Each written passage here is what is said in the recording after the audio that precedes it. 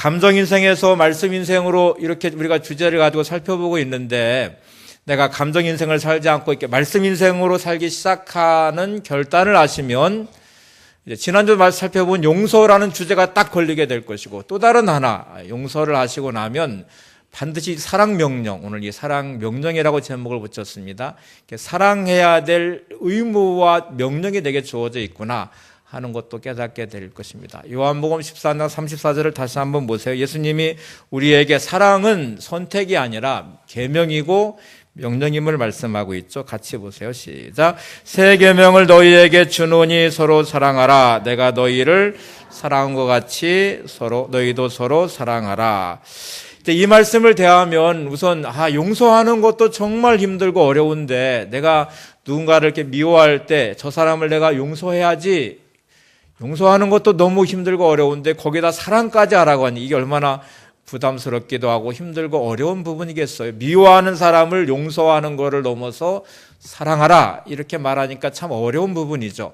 그래서 우리는 저 사람이 나한테 잘못했다고 사과를 해서 용서도 해야 될 것 같고, 사랑받을 만한 어떤 조건이나 자격이 갖추어져 있어서 저 사람은 내가 사랑할 만한 사람이야, 이런 좀 조건이 갖춰졌으면 좋겠는데, 사랑할 만한 구석이 하나도 없고 오히려 내가 더 미워하고 원망스러운 마음이 있는데 용서도 힘든데 사랑까지 하라고 하니까 이건 정말 부담스러운 부분이죠. 우리가 생각할 때 자격, 조건 이렇게 규정을 놓고 보기 시작하면 세상에 사랑할 만한 사람이 그렇게 많지 않습니다. 이제 나를 한번 생각해 봐요. 하나님이 나를 사랑하시죠. 예수님이 나를 사랑하시죠. 그러면 나한테는 사랑받을 만한 자격과 조건이 있을까? 하나님이 나를 사랑하실 때, 예수님이 나를 사랑하실 때, 야, 너는 사랑받을 만한 이런 조건이 있다. 사랑받을 만한 이런 자격이 있다. 그런 모습이 우리에게 있을까요? 성경은 그런 모습이 없다고 말씀해요.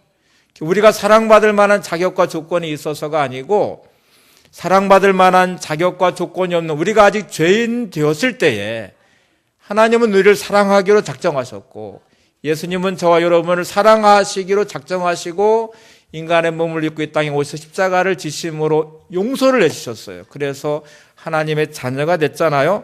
로마서 5장 8절을 한번 보세요. 로마서 5장 8절 시작. 우리가 아직 죄인 되었을 때 그리스도께서 우리를 위하여 죽으심으로 하나님께서 우리에 대한 자기의 사랑을 확증하셨느니라. 주님이 사랑할 때 우리의 모습은 우리가 아직 죄인 되었을 때에 우리를 사랑하셨고 그 사랑하심으로 우리에게 확증을 하셨대요. 증명을 하셨대요. 사랑하는 것을 십자가를 지심으로 증명하신 거잖아요. 근데 우리는 자꾸 그 사람이 사랑받을 만한 자격과 조건이 있어야 된다 이렇게 생각을 하니까 사랑하기가 어렵죠. 예수님의 제자 베드로를 한번 예를 들어볼게요. 베드로는 배와 그물을 버려두고 예수님을 따르는 모습을 보였습니다. 사랑받을 만하죠. 예수님 부르실 때에 배와 그물을 버려두고 결단하고 따르는 베드로의 모습은 대단합니다. 주님이 정말 사랑할 만, 수제자 삼을 만하다. 주는 그리스도의 살아계신 하나님의 아들입니다. 라는 놀라운 고백, 신앙 고백을 했습니다. 이때 베드로의 모습도 충분히 사랑받을 만하고 주님의 칭찬을 받았습니다. 사랑받을 만하죠. 그런데 주님이 잡으셨을 때 베드로의 모습은 너무나 놀랍게도 예수님을 3번이나 부인하고 그것도 저주까지 했어요. 예수님이 먼 발치에서 바라보고 계시는 이 상황 한가운데 주님을 3번이나 부인하고 저주한 베드로, 사랑받을 만한 그 어떤 조건도 없는, 믿는 도끼에 발등시킨다는 말로 예수님의 발등을 찍어버린 거잖아요. 어떻게 저럴 수 있을까? 내가 3년 반을 그렇게 사랑하고 수제자를 삼고 그렇게 인정을 했는데 나한테 어떻게 이럴 수 있을까? 그런 모습이 베드로에게 있었잖아요. 그런데 여전히 예수님은 베드로를 사랑하셨습니다.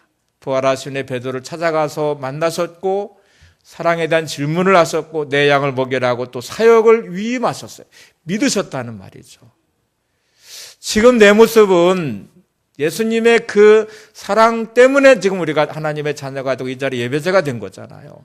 사랑받을 만한 조건과 자격과 어떤 모습이 있어서가 아니고 우리는 살아가면서 늘 실수도 많이 하고 우리 안에 참 못된 마음도 있고 살아가는 삶의 모습이 잘못된 부분이 그렇게 많음에도 불구하고 사랑을 해주셨기 때문에 우리가 이렇게 하나님의 자녀가 되고 예배자가 됐습니다. 이거는 예수님이 감정적으로 사람을 대하지 않으셨다는 거죠. 한 사람 한 사람 대할 때 저 사람이 나한테 어떻게 했나? 저 사람이 나한테 어떻게 할 것인가? 그런 거 보지 않으시고 사랑하기로 마음을 정하셨어요. 이게 예수님의 태도이거든요.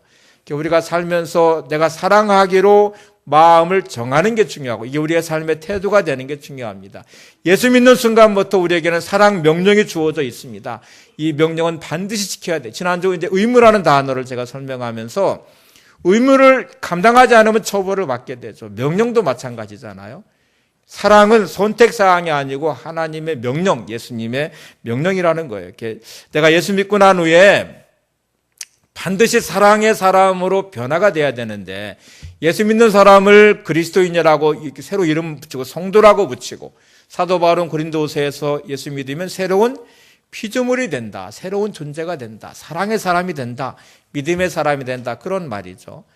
나는 예수 믿고 나서 내 성품은 변화됐는가? 내 삶의 가치는 변화됐는가? 이렇게 한번 자문을 해보시면서 사람에게는 살아가는 그 삶의 가치라는 게 있어요. 이게 가치에 따라 살게 되는데 예수 믿는 순간에 가장 중요한 가치는 사랑의 가치입니다. 믿는 순간에 우리에게 사랑의 가치가 가장 중요한 가치가 되죠. 고린도서 13장 13절 말씀을 보세요. 대부분 잘 아시는 말씀이에요. 같이 보세요. 시작. 그런즉 믿음, 소망, 사랑 이 세 가지는 항상 있을 것인데 그 중에 제일은 사랑이라. 믿음, 소망, 사랑 이 세 가지는 항상 있지만 그 중에 제일이 뭐래요? 사랑이다. 이 말은 다른 말로 또 설명하면 예수 믿는 순간에 우리에게 가장 중요한 가치는 사랑의 가치여야 된다. 사랑이어야 된다. 이런 말씀이에요. 나에게는 인생의 가치가 어디에 있을까? 예수 믿는 저와 여러분은 성경은 사랑의 가치가 제일 중요하다. 사랑의 가치를 따라 살아라. 이렇게 지금 말씀을 하고 있어요.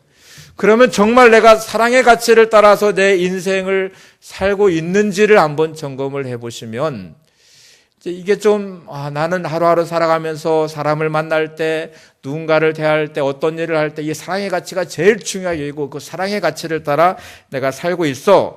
이렇게 오늘의 삶을 내가 살고 있는지 점검을 해보고 이게 안 되면 참된 그리스도인의 모습이 아니라는 거예요. 주님이 보실 때는 너는 지금 잘못된 가치를 붙잡고 살고 있다. 너는 사랑의 가치를 회복하고 사랑의 가치를 따라 살아라. 사랑 명령을 주신 거잖아요. 새 계명을 너에게 준다.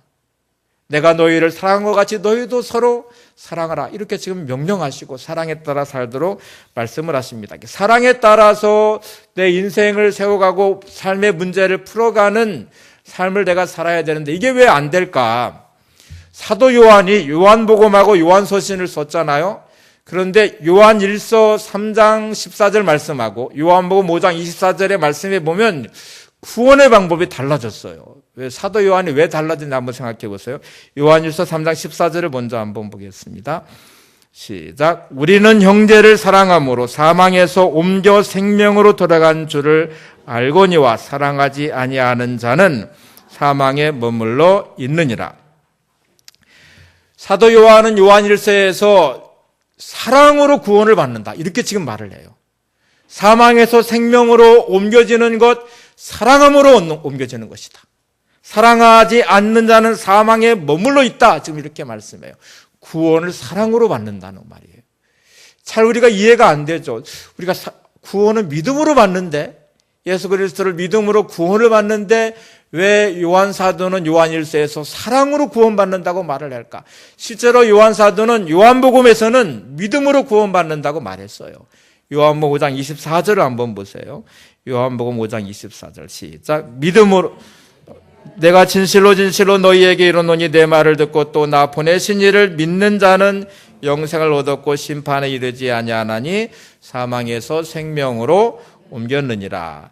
이 말씀은 누구든지 믿기만 하면, 예수님을 믿기만 하면 사망에서 생명으로 옮겼다, 구원을 받았다, 이렇게 말씀을 했는데 왜 요한 1서에서는 사랑으로 구원받는다는 말을 했을까? 요한 사도가 사람들의 믿음이 변질되는 것을 보았습니다. 처음에 예수 믿는 사람들은 믿음하고 사랑하고 구분되지 않았습니다. 믿음의 사람은 사랑의 사람이었어요. 근데 어느 순간부터 믿음 따로 사랑 따로 이렇게 가는 신앙의 이중성을 보기 시작했어요. 여러분이 사도행전을 보시면 예수 믿는 사람들의 모습은 다 사랑의 사람들이에요. 자기를 핍박하는 자들까지 사랑했어요. 그들을 용서했어요. 스데반 집사를 한번 보세요. 스데반 집사가 예수님 믿고 나서 구원의 감격과 기쁨으로 복음 전하는 사람이 됐어요. 복음을 전하다가 핍박을 받게 되고 사람들에게 둘러싸여 돌에 맞아서 죽임을 당했습니다. 그때 스데반 집사의 얼굴은 천사와 같은 얼굴을 하고 있었습니다. 자기를 돌로 쳐 죽이는 사람들을 증오하고 미워했나요? 아니, 그들을 용서하는 기도를 드렸어요. 그들을 끝까지 사랑했다는 거지. 예수 믿는 사람은 곧 사랑의 사람이었어요. 그런데 어느 순간부터 믿음 따로 사랑 따로 이렇게 돼버렸다는 거예요. 믿음의 사람이 사랑의 사람이 아니에요.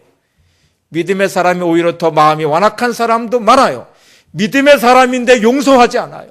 믿음의 사람인데 사랑하지 않아요. 이런 신앙의 이중성을 보면서 사도 요한이 요한일서에서는 구원은 사랑함으로 받는다, 이렇게 지금 말하고 있다는 사실이죠. 나는 예수 믿는 사람인가? 맞습니다. 예수 믿는 사람이요. 그러면 나는 사랑의 사람인가? 이렇게 물어보면 여러분은 예, 맞습니다. 저는 사랑의 사람입니다, 이렇게 대답하실 수 있나요?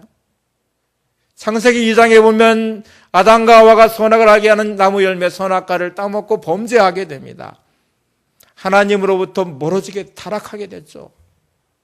여러분, 선악을 알게 하는 나무 열매는 말 그대로 선악을 알게 하는 나무 열매를 먹으면서 선악을 구별했다는 말이에요. 선이 뭐고 악이 뭔지를 구별했다는 말이에요. 판단 능력이 생겼다는 말이에요. 그런데 오히려 타락했다는 말이죠. 구별도 할 수 있고 판단도 할 수 있게 됐는데 타락했다. 이게 얼마나 무서운 말인지 모릅니다. 내게는 판단 능력이 있어요. 뭐가 잘못되고 옳은지도 알아요. 사람을 볼 때 저 사람 잘못됐다, 저 사람이 밉다, 구별할 수 있는 능력이 내게 생겨서 판단을 하기 시작해요. 그런데 내게는 사랑이 없어요. 이게 얼마나 무서운 자리로 가는지. 교회 안에 신앙생활을 하면서 누군가를 비판하기 시작합니다. 저 사람 잘못됐다고 말을 합니다. 그런데 내 안에 사랑이 없습니다. 사랑이 없는 판단은 저주가 됩니다. 사랑이 없는 판단은 무서운 자리로 가게 돼요. 예수님이 세리와 창녀와 가까이 가셨어요. 그들이 죄가 없어서가 아니에요. 그들도 구원받을 하나님의 자녀들이에요. 구원받을 영혼들이에요. 그런데 바리새인들은 율법의 규정에 따라서 그들을 정죄하고 상종도 하지 않았습니다.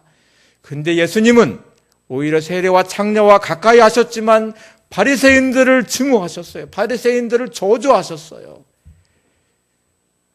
그들은 말씀을 연구하는 사람들인데, 그들은 말씀을 가르치고 지키는 사람들인데, 하나님을 가장 가까이 하는 것 같은 사람들인데 왜 예수님은 오히려 말씀을 지키지 않는 세리와 창녀들을 긍휼히 여기셨는데 바리새인들을 긍휼히 여기지 않으셨을까요?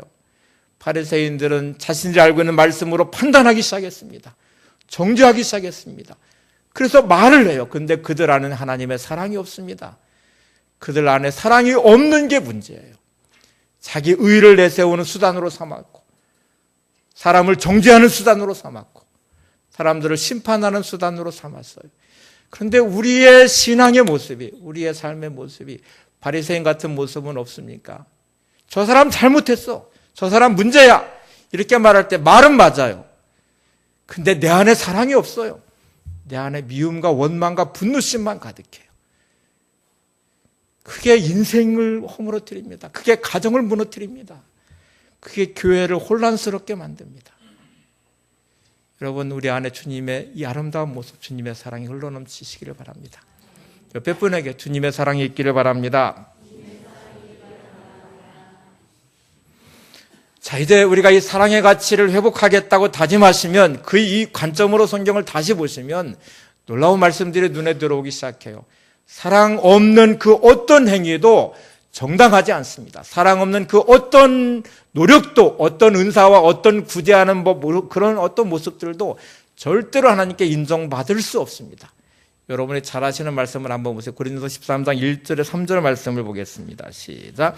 내가 사람의 방언과 천사의 말을 할지라도 사랑이 없으면 소리나는 구리와 울리는 꽹과리가 되고, 내가 예언하는 능력이 있어 모든 비밀과 모든 지식을 알고 또 산을 옮길 만한 모든 믿음이 있을지라도 사랑이 없으면 내가 아무것도 아니요, 내가 내게 있는 모든 것으로 구제하고 또 내 몸을 불사르게 내줄지라도 사랑이 없으면 내게 아무 유익이 없느니라.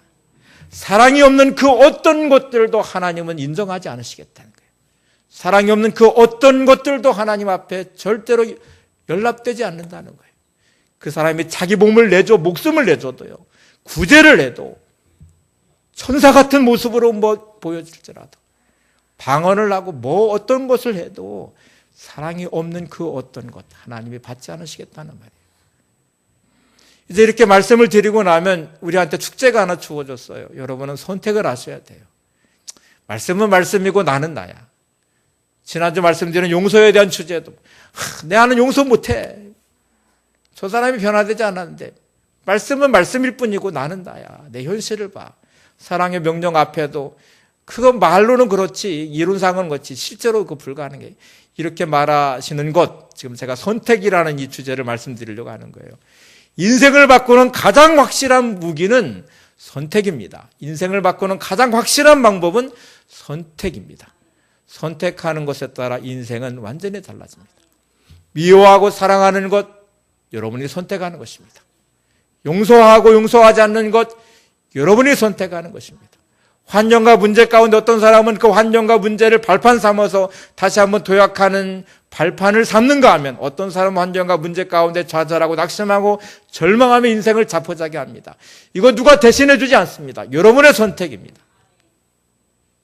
내 아내, 난 남편, 내 자식, 교회 누구 성도, 내가 미워하고 사랑하고 용서하고, 그거 여러분이 선택하는 것입니다. 선택은 인생을 바꿀 것입니다. 선택은 내 인생을 바꾸고 가정을 바꿀 것이고, 여러분의 선택 하나가 교회를 아름답게 세우기도 하지만 교회를 혼란스럽게 만들기도 합니다. 관계를 세워가는 발판이 되기도 하지만 관계를 단절시키는 무서운 자리에 서기도 합니다. 선택이에요. 나는 내 인생에 어떤 선택을 하며 살 것인지 이 시간 결정하셔야 됩니다. 말씀대로 말하면 말씀 인생으로 여러분 자신을 세우시고 용서의 의무를 잘 감당하시고 사랑의 명령에 순종하시는 여러분들이 되시기 바랍니다. 우리가 아직 죄인 되었을 때에 주님이 우리를 사랑하신 것처럼, 주님, 나도 주님 따라서 이제 그 명령을 따라서 내가 누군가의 어떤 모습을 보지 않고, 그 사람이 변화됐든 변화되지 않았든, 그 사람이 사랑할 만한 사람이든 사랑 못할 만한 어떤 것들이 있든지 간에 저는 선택합니다. 사랑하기로. 저는 선택합니다. 용서하기로. 옆에 분을 보시면 용서하기로 선택하시기 바랍니다. 사랑을 선택하시기 바랍니다. 이제 한 가지 또 이런 마음이 들 거예요. 그러기에는 내가 너무 피해를 많이 당했어요. 그러기에는 내가 너무 억울해요. 그러기에는 내가 너무 많은 고통을 당하고 있어요. 그런데 여러분, 예수님처럼 피해 당한 사람이 없죠. 예수님은 가장 큰 피해자이셨어요. 예수님이 이 땅에 오신 것은 우리를 사랑하기 위해서 오셨잖아요. 우리의 생명을 구원하시기 위해 오셨잖아요. 주님이 하신 사역이 어떤 나쁜 것이 있나요? 다 선한 것이고 좋은 것이고 다 우리를 위해 하셨는데, 오히려 예수님에게 온 것은 붙잡히셨고 침뱉음을 당하시고 모욕을 당하시고 채찍에 맞으시고 뺨을 맞으시고 십자가를 지시고 죽으셨습니다. 너무너무 억울하죠.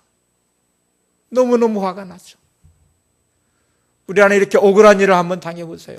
억울함의 자리가 억울하게 모욕을 당하고 뺨 맞고 채찍에 맞고 십자가에 처형당하듯 죽음의 자리까지 내몰린 내 상황이라고 하면 내 마음이 어떨까? 예수님이 그렇게 사랑했던 12제자를 보세요. 많지도 않은 그 숫자 12명 중에 한 명은 예수님을 팔아버렸어요. 한 명은 예수님을 3번이나 부인하고 저주까지 했어요. 나머지 제자들 예수님 붙잡히는 자리에 다 뿔뿔이 흩어져 버렸습니다. 어느 누구도 예수님과 같이 하지 않았어요. 예수님만큼 상처받은 인생이 있나요? 믿는 도끼에 발등 지켜도 이렇게 지킬 수 있나요? 그런데 예수님은 끝까지 사랑하셨습니다. 끝까지 용서하셨습니다. 여러분, 저와 여러분은 예수 믿는 사람들입니다. 예수님 안에 거해야 될 사람들이에요. 그러면 주님의 그 사랑을 받은 내가 오늘 이렇게 하나님의 자녀가 되고 예수님 말씀하신 것처럼 새 계명을 너희에게 준다. 내가 너희를 사랑한 것 같이 너희도 서로 사랑하라. 어떤 분들은 또 이렇게 말할 수 있어요. 저 해보려고 노력했는데 안 돼요. 죽었다 깨어나도 안 돼요. 제가 안 해본 게 아니에요. 예수 믿고 나서 얼마나 제가 열심히 노력했는 줄 아세요? 그런데 안 돼요. 이거는 맞을 수도 있고 틀릴 수도 있습니다. 안 되죠. 내 의지와 내 노력으로는 정말 죽었다 깨어나도 안 됩니다. 우리는 그런 능력이 없습니다. 사랑할 만한 능력도 용서할 만한 능력도 없습니다. 그런데 한 가지 가능한 길을 하나님이 열어주셨어요. 저와 여러분 예수 믿는 순간에 성경은 예수님 안에 우리가 죽은 사람이에요. 주님과 함께 죽었다가 주님과 함께 살아야 되는 사람들입니다. 로마서 6장 8절을 한번 보세요. 로마서 6장 8절 시작. 만일 우리가 그리스도와 함께 죽었으면 또한 그와 함께 살 줄을 믿노니. 자, 성경은 예수님과 함께 죽으라고 지금 말씀해요. 죽어야 산대요. 갈라디아서 2장 20절 말씀도 한번 보세요. 갈라디아서 2장 20절 시작. 내가 그리스도와 함께 십자가에 못 박혔나니 그런즉 이제는 내가 사는 것이 아니요 오직 내 안에 그리스도께서 사시는 것이라. 이제 내가 육체 가운데 사는 것은 나를 사랑하사 나를 위하여 자기 자신을 버리신 하나님의 아들을 믿는 믿음 안에서 사는 것이라. 예수 믿는 여러분, 저 여러분, 우리는 십자가에 못 박혀 이미 죽은 사람들입니다. 예수님과 함께 죽은 사람들. 이제 우리가 사는 육체의 그 삶은 주님과 함께 살아서 믿음 안에서 사는 삶이다. 믿음 안에서 사는 삶. 여러분은 끊임없이 죽음을 선언하셔야 돼요. 주님, 누군가를 미워하는 나는 죽었습니다. 원망하는 나는 죽었습니다. 절망하는 나는 죽었습니다. 용서하지 못하는 나는 주님과 함께 죽었습니다. 사랑하지 못하는 나는 주님과 함께 죽었습니다. 이렇게 선언을 하셔야 돼요. 자꾸 내 안에 내가 살아있는 게 문제예요. 내가 주인 노릇하고 기준이 되려는 게 문제예요. 그러니까 용서 못하겠대요. 그러니까 사랑을 못하겠대요. 죽어야 돼요. 옆에 분을 보시면 조금 좀 험한 말인데 죽으시기 바랍니다. 다음부터 화를 내시면 죽으시기 바랍니다. 예수님 안에서 죽으시기 바랍니다. 이렇게 좀 말씀하세요. 죽어야 우리가 다시 살 수 있습니다. 자꾸 우리는 감정적인 행동을 하고 싶어하고 감정에 섞인 말을 하고 싶어하고 누군가를 보면 자꾸 판단을 하려고 하고 EBS 질투라는 프로그램을 다룬 걸 제가 봤는데 질투라는 감정이 참 무서운 감정이에요. 남의 고통이 나의 행복이 돼요. 남이 잘못돼야 내가 좋아요. 남이 잘 되는 순간에 내가 질투하는 마음 때문에 속이 편치가 않아요. 뇌가 작동을 하면서 막 고통을 준대요. 이런 삶을 살지 마. 예수 믿으면 우리 새로운 피조물이 돼야 되잖아요. 아주 쉽게 할 수 있는 방법, 주님 말씀처럼 포도나무 비유를 생각하시기 바랍니다. 주님께 붙어 있으면 됩니다. 가지는 포도나무에 붙어 있으면 저절로 열매를 맺습니다. 늘 주님 안에서 회복하시기 바랍니다. 상처받은 마음도 예수님 안에 회복하시고 고갈된 내 심령과 마음 주님 안에 주님의 사랑으로 회복하시고 주님과 연결되셔서 용서의 사람이 되시고 사랑의 사람이 되시기 바랍니다. 여러분, 용서하고 사랑하는 게 절대로 억울한 게 아닙니다. 진짜 복받은 인생이에요. 내가 용서하며 살 수 있는 인생, 사랑만 하며 살 수 있는 인생이 최고의 복된 인생이에요. 이게 안 되면 불행한 거거든요. 근데 주님이 우리를 향해서 용서만 하며 사는 인생, 사랑만 하며 사는 인생으로 세워주셨어요. 그게 진짜 복받은 인생이 되는 거죠. 여러분 모두가 사랑의 사람, 용서의 사람이 되셔서 인생이 좀 아름답고 날마다 행복과 기쁨이 가득한 승리의 사람이 되시기를 바랍니다. 오늘이라는 찬양 함께 부르고 기도하겠습니다.